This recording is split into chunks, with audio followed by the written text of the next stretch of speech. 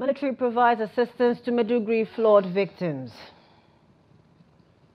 NDLEA arrests wanted drug baron behind 4 cocaine shipments to Saudi Arabia, Qatar. Nigerian Electricity Regulatory Commission finds Abuja Disco 1.69 billion naira for overbilling customers. On the foreign scene, Mpox vaccine access set to speed up as World Health Organization approves first jab. Hello and welcome to Trust TV's News Update. I am Chamaka Mwafo.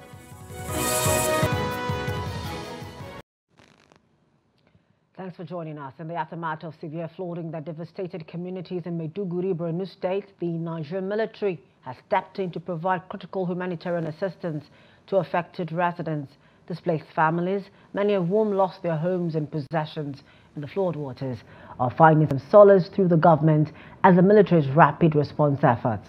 Soldiers are seen distributing some essential supplies to flood victims as they ferry individuals trying to navigate the waters to safer grounds. Authorities note that beyond the immediate relief, the military is also working closely with local leaders and aid organizations to coordinate rescue operations, transport stranded families to safer locations, and offer medical attention to those suffering from possible waterborne diseases and other health concerns exacerbated by the floods.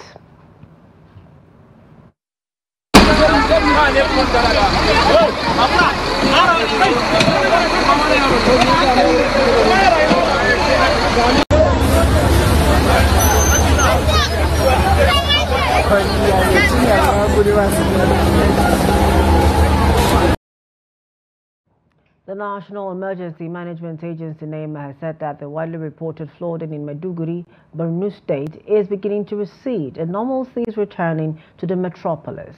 Director General NEMA, Zubaida Umar, revealed this in a statement on Thursday while giving an update on the current situation in the worst flooding occurrence in the history of Nigeria. Umar, however, added that search and rescue operation continues. She said victims of the disaster are being sheltered temporarily at the 8 camps provided by the state government. She added that preliminary assessment estimated the number of affected persons to be over 400,000. With the support of the armed forces, paramilitary, civil society organizations, humanitarian partners and the good people of Borno State, the victims evacuated from the flooded areas that are not in the camps have been accommodated by their relations in safe, higher areas. Now, a total of 46,853 farmers from 5,863 households have been displaced by banditry, terrorism, flooding, and communal clashes across Niger State.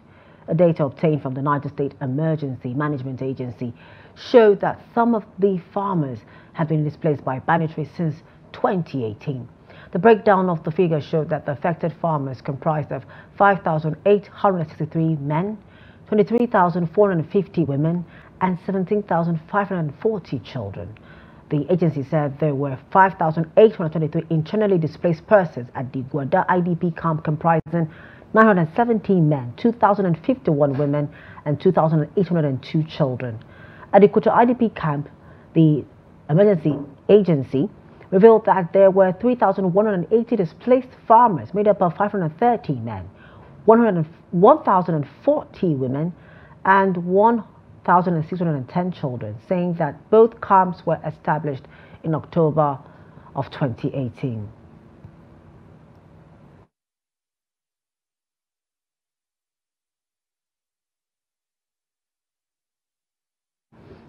Chief of Defense Staff General Christopher Musa has said that time is ticking against the terrorist bandit leader Bello, Turji and other terrorists as troops are committed to ending insecurity in Zamara and the northwest zone. The defense chief stated this when he paid a courtesy visit to the governor of Zamara State, Dauda Lawal. He also announced the killing of Kachala Halilu Sububu, a bandit leader operating in western Zamfara, as another success by the troops. The bandit leader was killed in Kwara, a community in Waru local government area. General Christopher added that the joint military theater operation code-named Operation Fantanyama Northwest will be established to tackle the spread of insecurity in the region. According to him, additional helicopters and other equipment will be deployed to the country.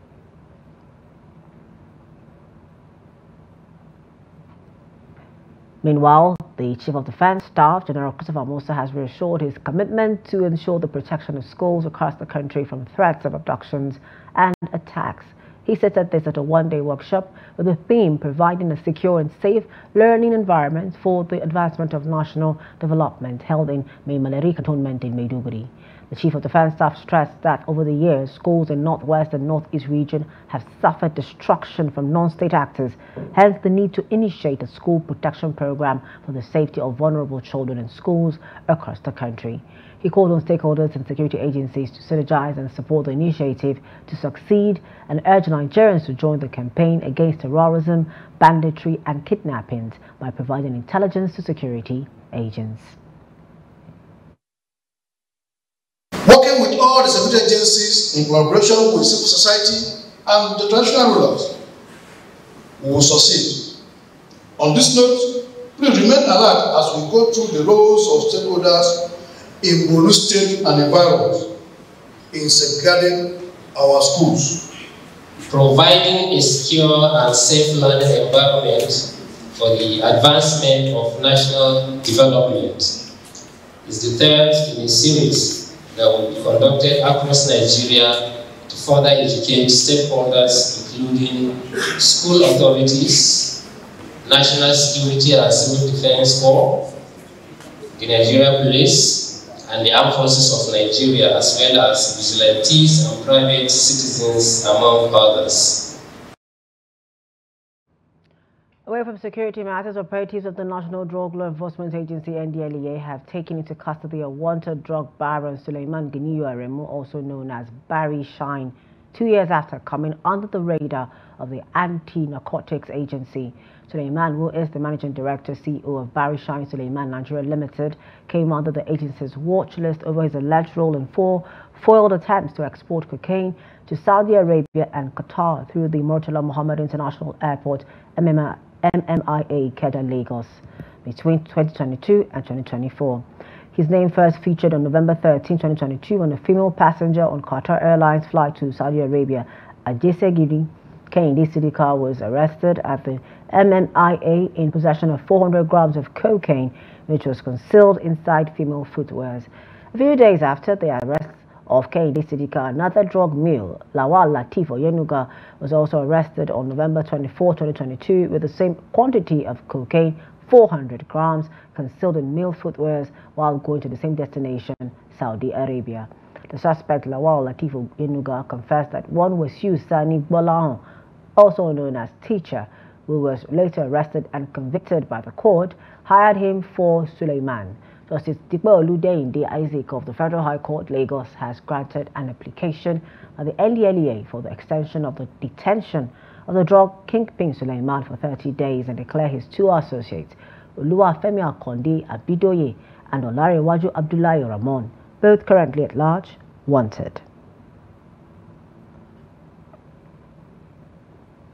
The Kano State Independent Electoral Commission has reduced charges for chairmanship and councillorship positions in the upcoming local government area elections in the state.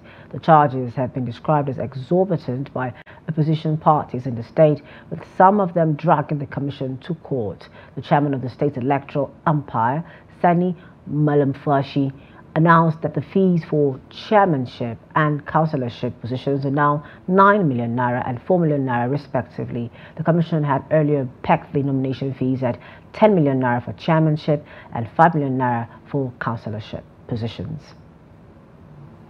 The electoral law of the state also gave us the right to charge fees and at our own discretion.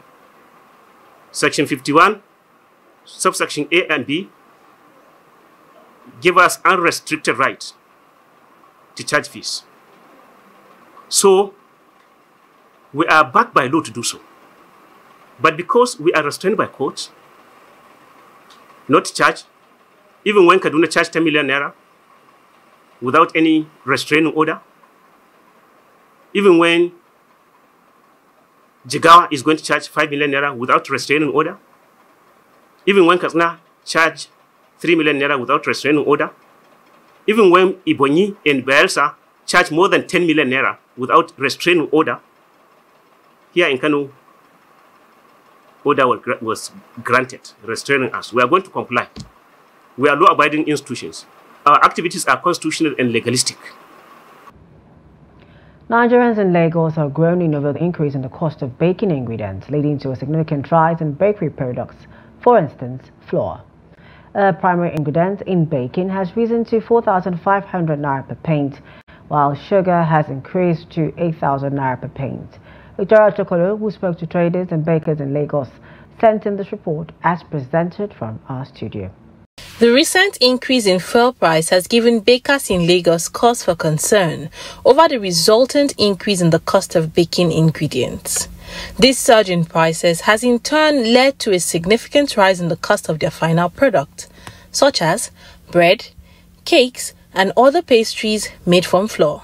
Sellers of baking ingredients at Masalasi Alaji Market in Lagos said the escalating prices of essential items such as flour, sugar, and other baking necessities is no making of theirs. Some things of the baking like butter, like all this butter, we used to sell butter like Simas. Simas, we got it 45,000 per carton. Where we got Dafa 46,000 per carton. So each one sachet of butter now, we sell it 850 for carton price of Simas, where the same price with the Nafa, 850. The pence now we are selling, before we used to sell it 8,500, but now because of the increasing of all these things that we have, fuel problem and all these things, now we used to sell a pen 16,500. The smallest cup we used to sell it some 3,500, some 4,500. The sugar also now it's almost, we used to buy it before 32,000, but now it's almost 83,000 naira. The rise in the cost of baking ingredients has compelled bakers to raise the prices of their products. In some cases, this has also led to a reduction in product quality, further exacerbating concerns among Nigerians who are lamenting the declining standard of living as basic necessities rapidly become luxuries. They buy 500 milk, 500 now. The biggest cup is almost like 2,000 naira now. Before it's 500 naira. The prices we give to people have also skyrocketed because of the prices we are buying from the market now. Every day I come, a new price is on the products that I want to buy. So when I go back, I also increase my price for whatever I'm baking for people. Nigerians are urging policymakers in the country to reduce the cost of fuel, which in turn will bring down the price of baking ingredients, particularly flour and sugar, which are essential for baking. The Jigawa State government says it is strengthening its local economy by empowering women entrepreneurs. In a recent ceremony held in Dutse, 100 women completed an entrepreneurial training program at the Jigawa State Women Development Center aimed at fostering household economic resilience. Governor Umar Namadi attended the event where he presented each graduate with a token of 50,000 naira to support the launch and growth of their small businesses. Here's the report. The women, during their training, learned how to produce marketable items such as decorative products, clothing, footwear, and jewelry. These products are in high demand, providing the women with opportunities to building sustainable businesses.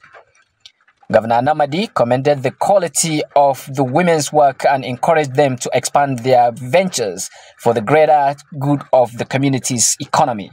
Our administration has always placed high priority on empowering people, especially women and youth, to become self-reliant and productive members of our society. It is with this in mind that we embark on the renovation and re-equipping of the Women Development Center here in Dutse. This center, under the leadership of the Honorable Commissioner of Women Affairs and Social Development, has now been renovated and equipped with the requisite tools and training material necessary to provide hand-on practical training on diverse skills like fashion design, liquid soap production, aisle production, ICT, shoemaking, and many other products that are on high demand in our daily life. The Commissioner for Women Affairs and Social Development, who oversees the center, assured the governor of the center's commitment to addressing unemployment and poverty among women through ongoing skills development programs. I requested His Excellency to direct ministries and agencies so that they can come into the Women's Center and patronize our products. Right now, the uniform being worn by the reformatory school student in Kafin Hausa, it has been sewn by the student of that center, as well as the shoe. So we want the schools, the Ministry of Education, if they want to sew uniform, let them bring it to us so that we can do it, so at least we can be able to sustain them. The management and staff of the Women Development Center were also lauded for their efforts in making the program a success and were urged to continue empowering women across Jigawa State. In business, the Nigerian Electricity Regulatory Commission (NERC) has imposed a fine of 1.69 billion naira on Abuja Electricity Distribution Company (AEDC) for overbilling customers.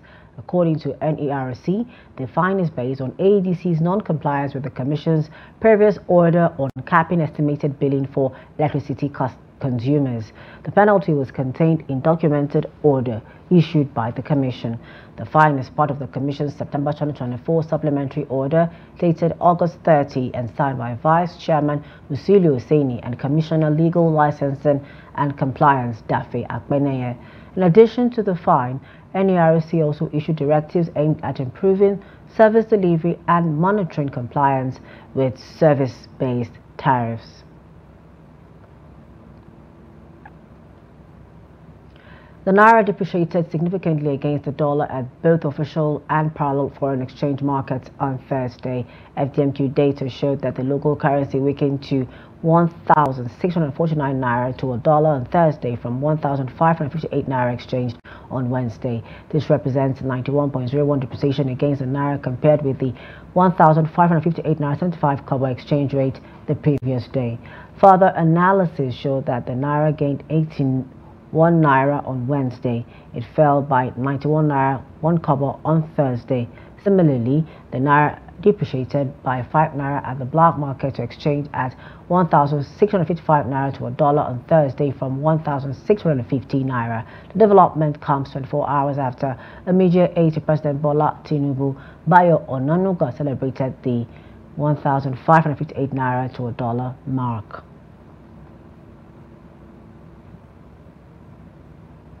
Away from Nigeria, the World Health Organization (WHO) has for the first time pre-qualified an Mpox vaccine. The announcement came on the heels of the arrival of the first MVA-BN vaccines to the Democratic Republic of Congo, the epicenter of the epidemic.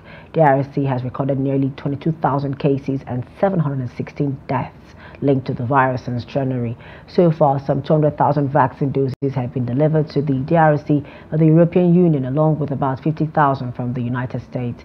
Mpox, previously known as monkeypox, is caused by a virus transmitted to humans by infected animals, but can also be passed from human to human through close physical contact. And a killer who beheaded his mentor after stealing nearly $400,000 from him to impress his French lover told a Manhattan judge that he should spend the rest of his life behind bars. According to reports, convicted killer Tyrese Hospital was slapped with a 40-year to life sentence in the 2020 Lower East Side murder and decapitation of tech CEO Fahim Saleh after he bizarrely broke with his attorney, a dramatic moment that shocked the court.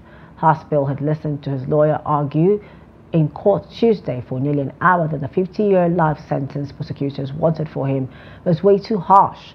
Then the defendant asked to speak. Shocking announcement marked an end to the gruesome case and often strange court proceedings.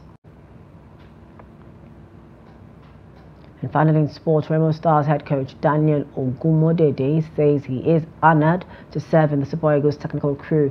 Ogumodede and his Rangers counterpart Fidelis Ilechukwu were drafted in to assist caretaker coach Augustin Eguavon for the 2025 Africa Cup of Nations qualifiers against Benin Republic and Rwanda. The Super Eagles defeated the Cheetahs 3-0 in the first game, while they played out a 0-0 draw with Amavubi in the second fixture. The young tactician also charged supporters to remain positive ahead of the team's upcoming fixture against the Mediterranean Knights of Libya. The coach will be in the dugout when Remo Stars take on Sunshine Stars in the Southwest Derby on Sunday.